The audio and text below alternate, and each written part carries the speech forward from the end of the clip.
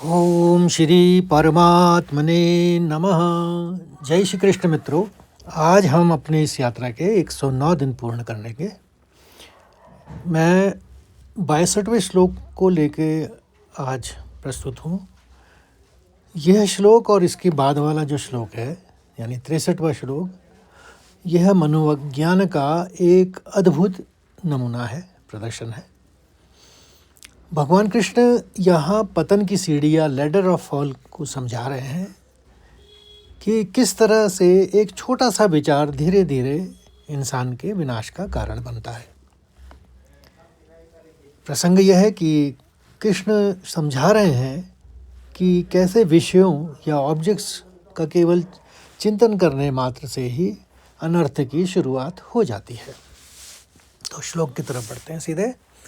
ध्यायतो विषयान् पुंसः संगस्तेषूपजायते संगात् संज्ञायते कामः कामात् क्रोधोऽभिजायते। एक बार और सुनिए।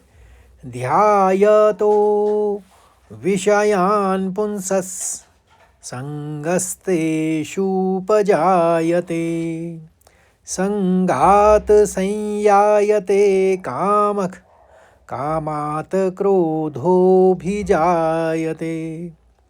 आप चरणबद्ध तरीके से इसका उच्चारण समझते हैं। पहले चरण में दो शब्द हैं, ध्यायतो और विषयान् पुंसः।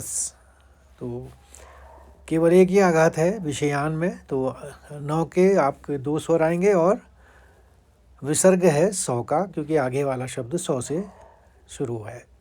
तो ध्यायतो विषयान् पुंसः संगस्तेषु। दूसरे चरण में यह शब्द में संगस, आप संग कहेंगे पहले, फिर गस, फिर तेषु और पजायते।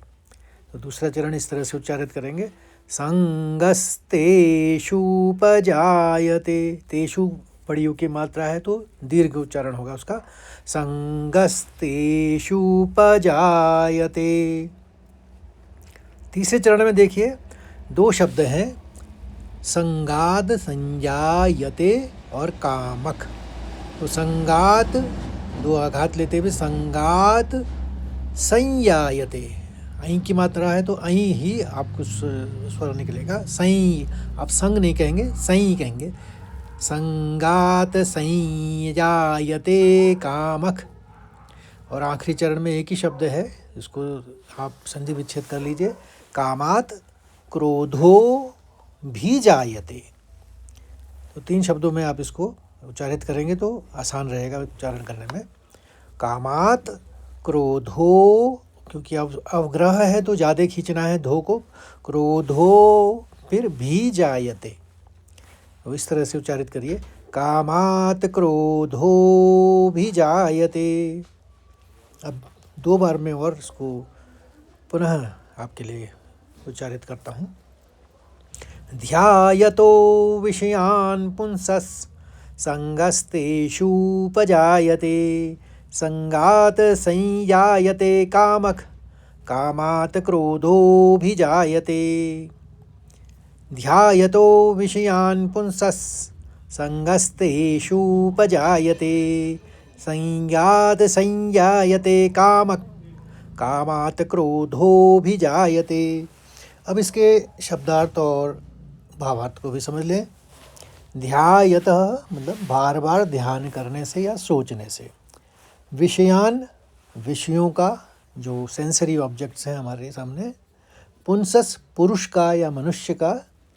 संगह, आसक्ति, संग बोलते हैं आसक्ति या अटैचमेंट को या जुड़ाव को। तेषु, उनमें। उपजायते, उत्पन्न हो जाती है। संगात, आसक्ति से।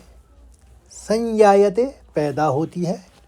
कामः, कामना या डिज़ायर या इच्छा। कामात, कामना पूरी ना होने से। क्रोधः, क्रोध या एंगर। अभिजायते, उत्पन्न होता है।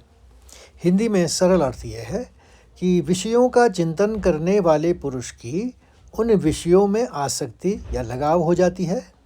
आसक्ति से उन विषयों की कामना या इच्छा पैदा होती है और कामना में विघ्न पड़ने से क्रोध उत्पन्न होता है। तो भावार्थ यह है कि ये पतन के 4 चरण भगवान ने आराम से इसको समझाया है। सबसे पहला बताया है चिंतन, यानी थिंक करना, किसी चीज़ का विचार आना। आप किसी चीज़ के बारे में बस सोचना शुरू करते हैं, जैसे वो गाड़ी कितनी अच्छी है, वो मकान मेरा होता था, इस तरह की बातें, तो ये केवल एक चिंतन है। ये यहाँ से शुरू होता है, सोचने से आपके। फिर आसक्ति, अटैचमेंट, जुड़ाव। इसमें क्या होता है कि बार बार सोचने से वो मन में चिपक जाता है वो विचार। अब वो चीज़ आपके दिमाग पर कब्जा कर लेती है। तीसरी चीज़ है डिज़ायर या काम। यहाँ पर काम का अर्थ है डिज़ायर। आप उसे हर पल पाना चाहते हैं जिसकी आपने पहले विचार करा और फिर उसमें आपकी आसक्ति होगी। तो वो एक तरह से एक सीढ़ी है। देखिए, आपने पहले चिंतन करा, फिर आपको उससे अटैचमेंट हो गया, आसक्ति हो गई, और आपका वो डिज़ायर बन गया कि अब मुझे वो चाहिए ही चाहिए। अब क्या होता है कि जब ये चीज़ें पूर्ण नहीं होती, जब उन चीज़ों के बारे में वो पूर्ण नहीं होती, तो चौथा चरण है एंगर या क्रोध। जब उस चीज़ के में कोई रुकावट आ जाएगी या वो पूरी नहीं होगी, तब आपको उससे गुस्सा आने लग जाएगा। तो यह चरण है। इस तरह से भगवान ने इसको विजुलाइज किया है।